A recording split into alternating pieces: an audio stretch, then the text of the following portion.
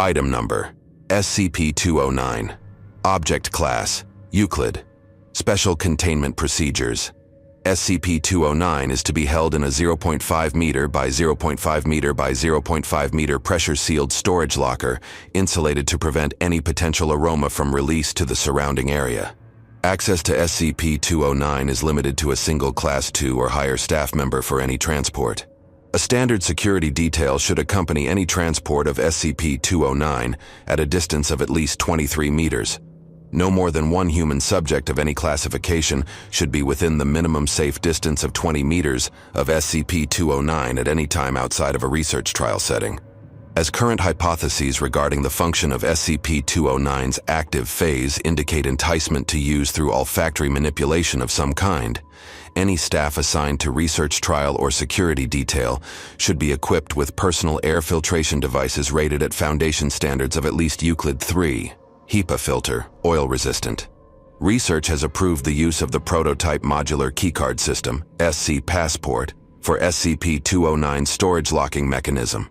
The keycard for SCP-209 storage is modified with a proximity alarm and deactivation protocol to enforce the single-user-only containment mandate. If more than one human subject is detected in the proximity of both the keycard device and lock, a Level 1 containment breach alarm will be sounded, and the locking system disabled to prevent removal of SCP-209 from its storage locker. Description: SCP-209 appears to be a single malt Scotch tumbler, 10 centimeters in height and with an 8 centimeters diameter at its widest point. The tumbler shows no manufacturer's marks, but does indicate signs of moderate to heavy use and lightware, including a small chip missing from the rim. When not in the possession of a human subject, the tumbler contains approximately 88 to 91 milliliters of an unknown golden-brown translucent liquid. This liquid cannot be siphoned, spilled, drained, evaporated, or otherwise removed from SCP-209 by any means other than a human subject taking hold of the tumbler and consuming the liquid. All activator subjects debriefed following a sampling of the liquid produced by SCP-209 report it to be alcoholic in nature and providing of a sense of warmth, self-assurance, and general well-being. This effect has proven to be highly addictive, with methadone therapy currently holding the highest rates of success for detoxification from SCP-209's effects. For SCP-209 to enter its active phase, 3 conditions must be met. At least 2 human subjects must be within 20 meters of SCP-209. At least one of the human subjects must have a normal functioning sense of smell and detect SCP-209's aroma. Anosmic test subjects have been unable to initiate the active phase. The subject who first detected the odor of SCP-209 must take possession of the tumbler and consume any amount of the liquid within it. Hereafter, activator subject. Once these conditions are met, SCP-209 enters its active phase. The activator subject will immediately seek a relaxing or comfortable position in which to finish the liquid in SCP-209 at a leisurely pace. Any other human subject within 20 meters of the activator subject, hereafter prey subject, will be locked into 2 distinct physical parameters for the duration of the active phase. Prey subjects will be physically incapable of moving more than 20 meters away from the activator once ingestion has begun. Prey subjects will be physically incapable of moving closer than 1 meter to the activator once ingestion has begun. All current attempts at moving any prey subject beyond these boundaries while living have met with failure. Any human subject entering the 20-meter sphere of SCP-209's influence after the activator and prey subjects have been established are not affected. Any descriptive word or phrase used in reference to SCP-209 by the activator subject during the active phase will physically reflect upon the prey subject in a variety of ways. See Experiment Logs 209, 6.2 through 209, 33.8 for details. Activator subjects seem aware of both the boundary restrictions imposed on prey subjects as well as the physical effect of their descriptive language. But no matter the scale of physical harm or distress inflicted upon prey subjects, activator subjects seem to retain a light, amused demeanor.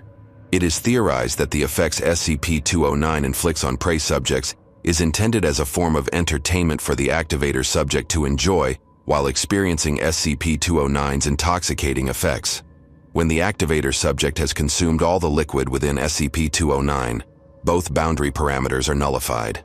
If still capable of motion, former prey subjects can and do flee the area with as much speed as possible. The activator subject will immediately become confused by the now empty SCP-209 and attempt to refill it with any available liquid. If the activator is successful in filling SCP-209 with approximately 88 to 91 milliliters of any liquid, it will transmute into another glass of golden brown translucent alcohol, and the cycle begins again provided there is another potential prey subject in range. If prey subjects or others disable or remove SCP-209 from the activator before they are able to refill it, SCP-209 will exit the active phase and remain empty and inert for approximately 79 hours before refilling itself by unknown means to potentially begin a new active phase. Addendum: Experiment Log 209 18.4. 3 Class D subjects appropriated for testing. 25 meter by 25 meter by 6 meter room furnished with a single steel folding chair and SCP-209. Activator subject designated D-Act. Prey subjects designated D-Prey-1, D-Prey-2. Log begins 122 seconds following D-Act ingestion of SCP-209. 122 seconds. D-Act seats himself in the single chair provided in the room. D-Prey-1 approaches D-Act. D-Prey-2 begins exploring the room's boundaries. 188 seconds. D-Prey-1 discovers the inner boundary and is unable to approach D-Act. 194 seconds. D-Prey-2 discovers the outer boundary and is unable to reach the eastern wall. 220 seconds. D-Prey-1 begins shouting obscenities and attempts to strike D-Act. No effect. D-Prey-2 attempts to map the outer boundary. 255 seconds. D-Act describes SCP-209 as smoky. 258 seconds. D-Prey-1 begins coughing violently.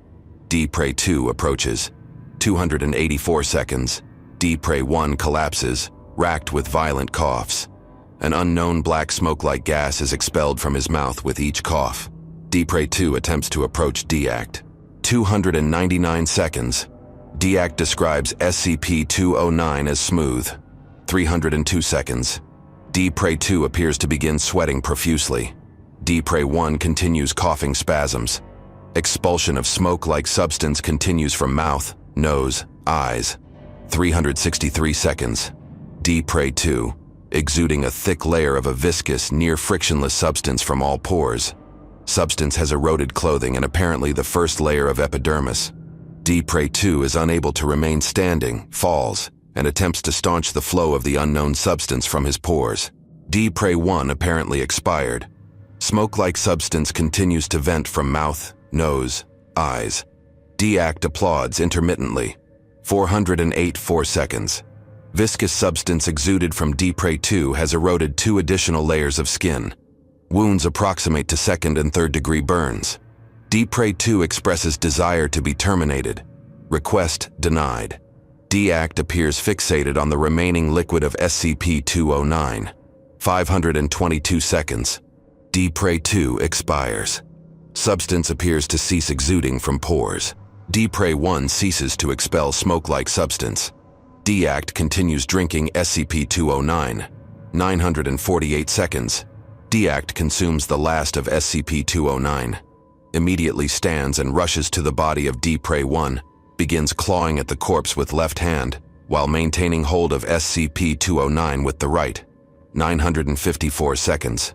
Researchers determine that D-Act is attempting to refill SCP-209 with blood from the corpse of D-Prey-1. Per orders, 1 security staff member enters and neutralizes D-Act, recovering SCP-209 still in its empty state.